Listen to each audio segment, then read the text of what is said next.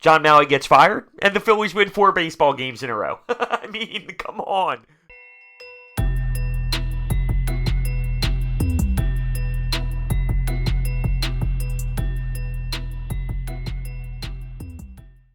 Eight to 4. 8-4. This Phillies team wins again. They win 8-4 against the Padres, and this is special. Watching this team play is so beautiful. So beautiful to the point where while I was watching the game, I went right on to SeatGeek and I bought tickets for tomorrow night's game so I can watch the Phillies win their 5th straight game for the first time this season. Join me. Use the SeatGeek promo code BRODES. It'll save you $20 off your purchase. And if you're not from the Philadelphia area, go ahead, use it for any other sporting event you'd like. Bryce Harper and JT Realmuto stepped up tonight. What's new? This is the $330 million Bryce Harper. 7 home runs in his last 9 games. Knocking in runners left and right. He can do it blindfolded at this point. How about JT Realmuto? This is the guy that we traded Sixto Sanchez for. He's performing to that level. We gave up our untouchable pitching prospect. The next Pedro Martinez, they said. For this guy. He's not just the defensive specialist right now where he can throw guys out blindfolded.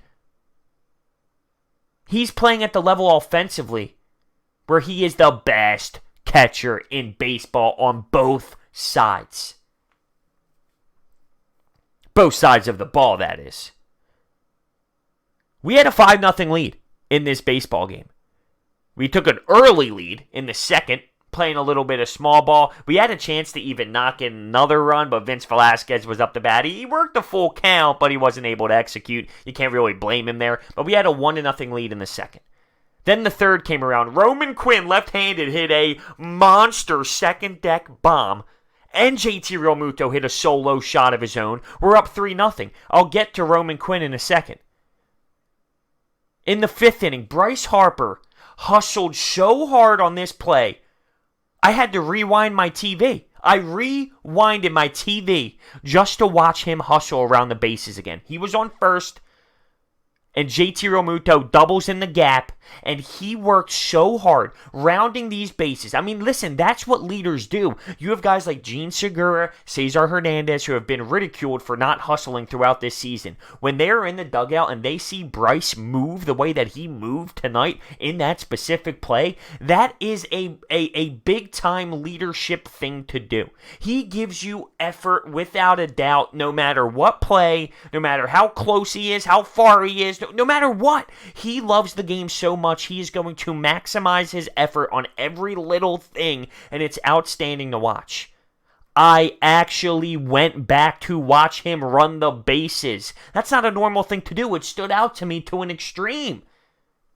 And also, Morrison ended up helping out offensively there too. We're 5-0, like I said. But Vinny V getting into the 6th, he does what Vinny V does. He ended up hitting a wall, and he allowed a couple runs there. He went 5 1/3, allowed and threw 108 pitches. So his pitch count was high, struggled to get through 6. This is what he is, though. And of course, Gabe Kapler after the game says he loves what Vinny V's doing. He loves that fastball. In my opinion, he falls in love too much with that fastball. And once the other team recognizes that through the third time of the lineup there, they start smacking it around, and that's what happened. It's a very consistent theme. I'm not going to say Vince Velasquez was horrendous tonight or anything to that degree, but this is what he is, and it's common every time that he goes out there, except for the 1 7-inning outing. He needs to find a way to get through this, though. He can't hit that wall every single time. But it was enough today, of course, because our offense is so great. So let's go to when it was 5-3. Bryce Harper stepped up and hit a 3-run opposite field bomb and blew the game wide open. Leadership. He's using every part of the plate right now. He had a couple hits opposite field today. He had the moonshot grand slam walk-off last night. And that was an inside pitch that he pulled. Like, he's using all of the field. Don't tell me that switching to Charlie Manuel doesn't have something to do with that. Yeah, maybe it does, maybe it doesn't.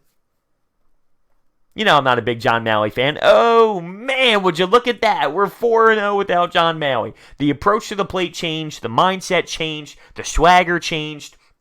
Going up there loose. Every player is going up there loose, just having a good time, having fun, not overthinking, not worrying about the launch angle, not worrying about walking, not worried about your hot zones in the strike zone. No, see the ball, hit the ball, and that's why this team is thriving right now. The Cubs are continuing to fall. The Phillies are kind of rising right now. Now let's go to Roman Quinn. Roman Quinn tweaked his hamstring.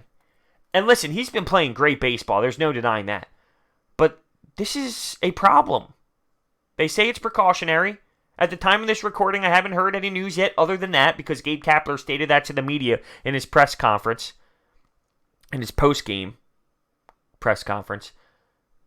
Listen, it sucks because he's been playing well. He has some power in the mix as well. And we need a leadoff guy. And today, he played leadoff.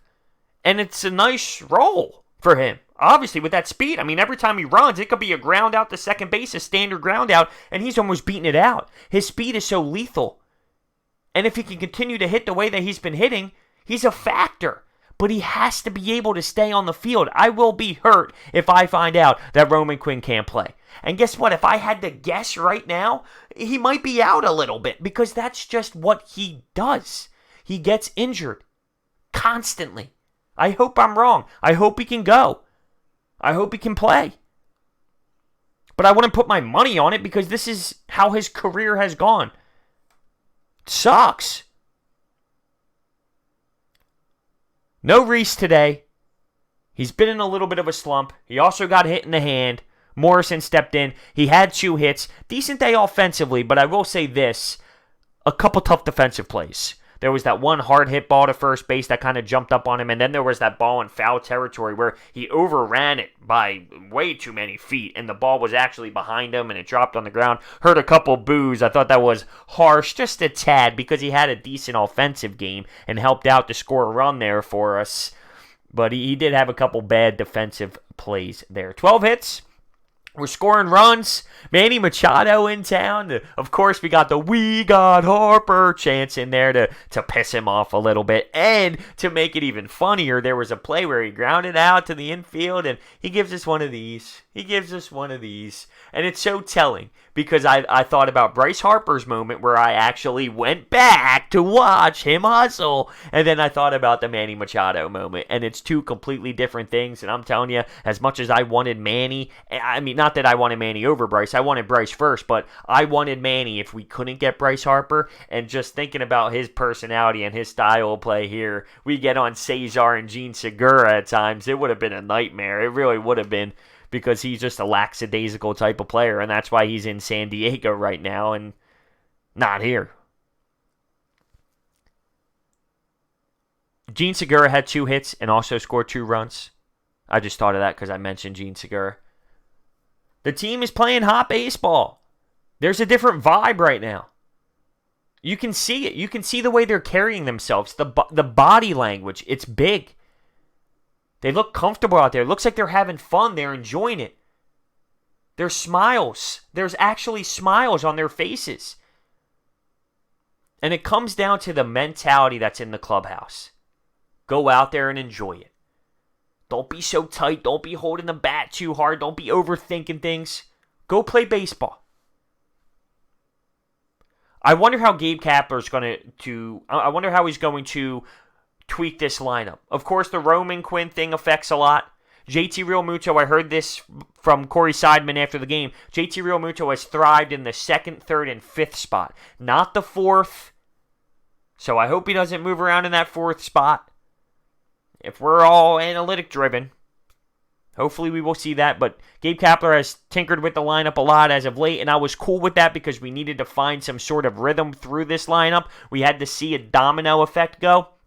Well, now that this offense is somewhat clicking, well, let's keep some of these pieces together here. I understand moving things here and there, just tiny little moves, but if you're seeing consistency throughout some of these players, keep them where they are.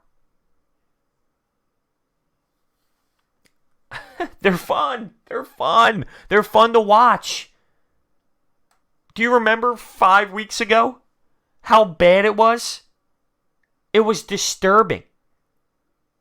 4-game win streak. You can feel the city completely pull a 180 right now. Now, I'm not 180% completely sold, but I'm feeling good. I'm in. I'm sucked in. I'm engaged.